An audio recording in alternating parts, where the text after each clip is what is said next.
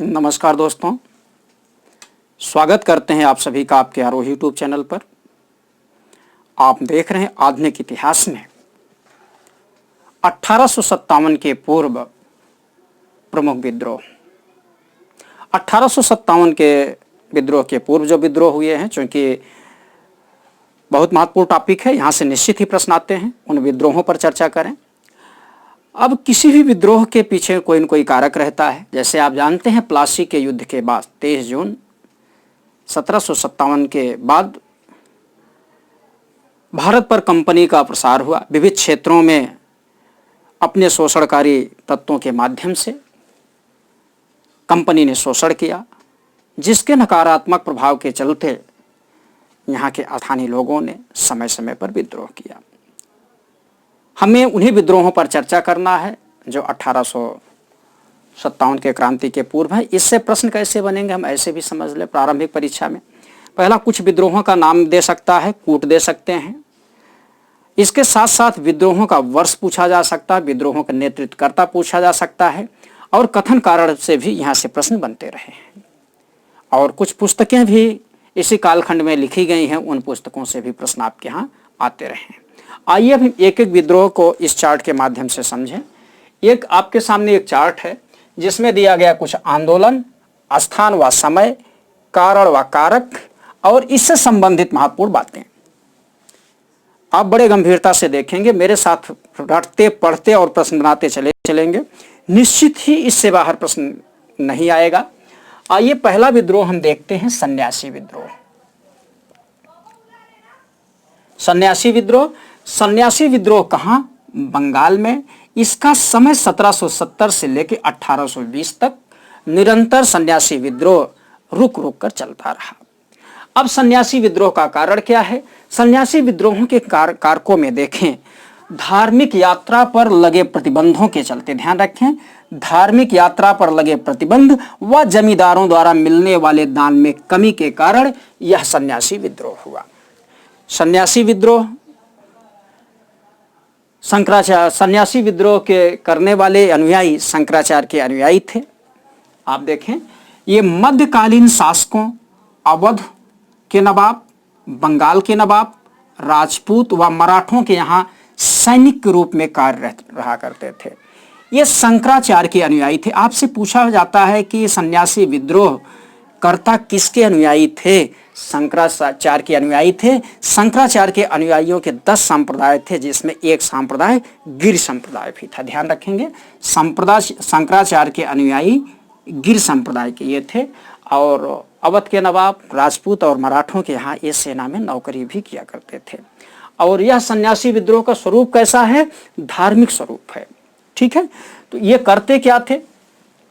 ये अंग्रेज फैक्ट्रियों पर धावा बोलते थे और यहाँ पर लूटमार करते थे। ध्यान रखेंगे। और बंकिम चंद्र चटर्जी का नाम आप लोगों ने सुना होगा। यही प्रश्न यहाँ से खूब पूछा जाता है। सन्यासी विद्रोह पहले डेट पूछा जाता है, फिर उसके बाद पूछा जाता है कि बंकिम चंद्र चट्टोपाध्याय, जिन्होंने वंदे मातरम की रचना की, और इनका उपन्यास आनंद मठ है। आनंद मठ का कथानक सन्यासी विद्रोह पर आधारित है। ध्यान रखेंगे, किस उपन्यास का कथानक सन्यासी विद्रोह पर आधारित है? आनंद मठ उपन्यास का कथानक सन्यासी विद्रोह पर आधारित है, और आनंद मठ के रचयिता बंकिम चंद्र चट्टोपाध्याय हैं। यह प्रश्न आपसे खूब पूछा जाता है। अब पुस्तकों की बारी आई है। आप हमारे साथ पुस्तकों को देखेंगे। आधुनिक कालखंड के कुछ पुस्तकें भी पूछी जाती हैं। उनमें यह सबसे महत्वपूर्ण पुस्तक है जो प्रायः आपसे इनके रचयिता, रचनाकार या इनका विषय वस्तु आपसे प्रायः पूछा जाता रहा है। आइए देखें, इस विद्रोह का दमन वारेन हेस्टिंग्स ने किया था। ठीक है, अब दूसरे विद्रोह की तरफ कर ले। या कारण कैसा था फिर देख लें, धार्मिक स्वरूप का था। अब दूसरा विद्रोह है फकीर आंदोलन। फकीर आंदोलन का पृष्ठभूमि भी बंगाल ही है। 1776 से लेकर 1777 देखा जाए तो यह भी वारेन हेस्टिंग्स का ही कालखंड है। और यह भी धार्मिक यात्रा पर लगाए जाने वाले प्रतिबंध एवं जमींदारों द्वारा मिलने वाले दान में कमी के चलते फकीर विद्रोह सामने उठा। अब प्रश्न उठता, फकीर विद्रोह का नेतृत्व करता कौन था? अगर फकीर विद्रोह का नेतृत्व करता था, सन्यासी विद्रोह का कोई नेतृत्व करता रहा होगा, लेकिन सन्यासी विद्रोह का नेतृत्व करता सिंगल व्यक्ति नहीं था, बल्कि पूरा का पूरा समुदाय या संप्रदाय था। ध्यान रखेंगे वो किसके अनुयायी थे, ये प्रश्न ये पूछा जाएगा। शंकराचार्य के अनुयायी सन्यासी विद्रोह के करने वाले थे और गृह संप्रदाय के। शंकराचार्य के संप्रदायों का 10 भागों में अवलोकन किया जाता है, उसमें एक गिर संप्रदाय भी है। उसी प्रकार से यहाँ देखा जाए फकीर आंदोलन बंगाल की पृष्ठभूमि में 1776 से 77 के बीच में धार्मिक यात्रा पर लगाए जाने वाले प्रतिबंधों व जमींदारों द्वारा मिलने वाले दान में कमी के चलते यह विद्रोह हुआ और इस विद्रोह का नेतृत्व करता मजमून शाह थे। कौन थे? मजमून शाह। मजमून शाह के मृत्यु के बाद इनके पुत्र चिराग अली, ध्यान रखिएगा, इनके पुत्र चिराग अली पठानों एवं राजपूतों के माध्यम से इस आंदोलन को जारी रखा। अब यहां से प्रश्न कैसे बन गए? तो एक कूट बनेगा कि कूट में फकीर आंदोलन का नेतृत्व करता मजमून शाह भी हो सकते हैं, चिराग अली भी हो सकते हैं, या और कूट कई स्वरूप के बनते हैं। जब हम पेपर बनाएंगे तो वहाँ आप लोगों से चर्चा करेंगे इस पर। इसमें पूछा जाएगा कि फकीर विद्रोह से संबद्धता किसकी है या किसकी नहीं है। आपसे इस प्रकार से भी प्रश्न बन सकते हैं। तो फकीर विद्रोह को मजमून शाह ने और कालांतर में इनके पुत्र चिराग अली ने इसको आगे बढ़ाया और किसके सहयोग से? पठानों एवं राजपूतों के सहयोग से इन्होंने आगे बढ़ाया। और इसके इसमें जो अगला महत्वपूर्ण प्रश्न है या अगला मोस्ट इंपॉर्टेंट प्रश्नों के स्वरूप में देखा जाए, इसके प्रमुख हिंदू नेता, 2 हिंदू नेता थे, एक भवानी पाठक और दूसरी देवी चौधरानी। भवानी पाठक और देवी चौधरानी किस विद्रोह से संबंध रखती हैं? तो फकीर विद्रोह से संबंध रखती हैं। इनकी पृष्ठभूमि बंगाल से है। जैसे बंकिम चंद्र चटर्जी का आनंद मठ महत्वपूर्ण है, उसी प्रकार से देवी चौधरानी का भी नाम यहाँ लिया जा सकता है। प्रश्न आपसे स्वतंत्र रूप से भी बन सकते हैं। जितने मजमून शाह महत्वपूर्ण हैं, ध्यान रखिएगा, जितनी महत्ता मजमून शाह की है उतनी महत्ता चिराग अली की भी है और उतनी ही महत्ता देवी चौधरानी और भवानी पाठक की भी यहाँ देखी जा सकती है। आईएएस में पूछा भी गया है, पीसीएस में तो नहीं पूछा गया है, यूपी पीसीएस में, किंतु आईएएस में पूछा गया है कि देवी चौधरानी किस आंदोलन से संबद्ध हैं। ठीक है, आइए आगे देखते हैं। ये अपने विद्रोह को ये कैसे कारित करते थे? ये अंग्रेज फैक्ट्रियों पर आक्रमण करते थे और उनके यहाँ लूटपाट करते थे। ये फकीर आंदोलन का स्वरूप था, लूटपाट करना, आक्रमण करना। ठीक है, आइए देखें। अब एक आंदोलन पागलपंथी विद्रोह चला है।